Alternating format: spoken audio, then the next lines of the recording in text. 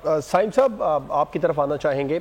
Trade کے حوالے سے بھی بات ہوئی. وزیر اعظم شہباز شریف نے بھی اپنا خطاب میں کہا کہ معاشی استحکام کا ایک تاریخی موقع ہے جس پر ہم کل سے بات کر رہے ہیں کہ جو باہمی ٹریڈ ہے یہ SCO جو سربراہان ممالک ہیں ان کی وہ بمشکل 5% بنتی ہے.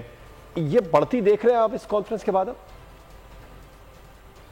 جی شکریہ. سب سے پہلے تو آئی ووڈ لائک ٹو سے کہ بڑا امپورٹنٹ کانفرنس تھی ان دا گلوبل کانٹیکسٹ کہ ہم دیکھ رہے ہیں کہ مڈل ایسٹ کے اندر ایک فل فلیجڈ وار چل رہی ہے.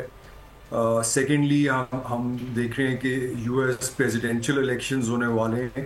تو کافی ایک ٹربولنٹ گلوبل کانٹیکسٹ کے اندر یہ کانفرنس ہوئی ہے اینڈ بڑا امپورٹنٹ ہے ٹو سی کہ کیا all these countries کس طرح رسپونڈ کرتی ہیں کلیکٹیولی ٹو the challenges جو نظر آ رہی ہیں. اس کے ساتھ ساتھ ایک بہت ڈیفیکلٹ گلوبل اکنامک انوائرمنٹ بھی چل رہا ہے. ہم دیکھ رہے ہیں کہ تقریباً 70 کنٹریز گلوبلی ایسی ہیں جن میں سے بہت سی ایشین کنٹریز ہیں جو کہ ڈیٹ ڈسٹریس میں کرنٹلی ہیں اینڈ اس کے اراؤنڈ ریزولوشن کی بہت شدید ضرورت ہے. اینڈ گلوبل لیول کے اوپر specially through UN and G20 اس کے اوپر پروپوزلز انڈر اسٹڈی ہیں اینڈ اس کی ریزولوشن بھی بہت امپورٹنٹ ہے. And I think through this conference most of these challenges کے اراؤنڈ کوئی اگر کلیکٹیو سولوشن نکلتا ہے تو اس سے پاکستان کو بہت فائدہ ہوگا.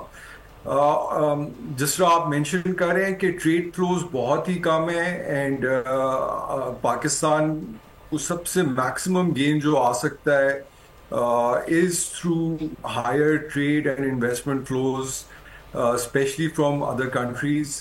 ہم دیکھ رہے ہیں کہ سنس کووڈ چائنا کی investments for the one belt road and جو CPEC پروجیکٹ ہے اس کے اندر میجر سلو ڈاؤن آیا ہوا ہے.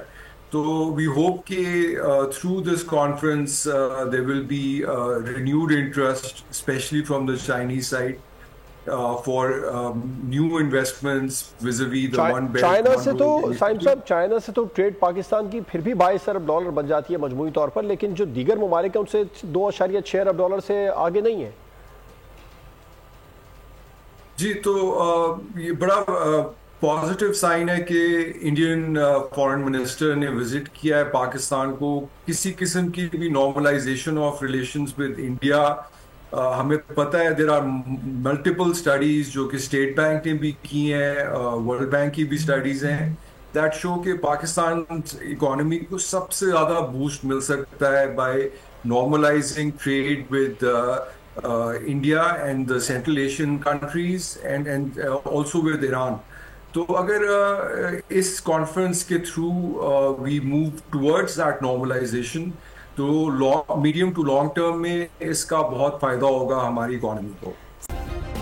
سبسکرائب کریں اور بیل دبائیں تاکہ کوئی خبر رہ نہ جائے.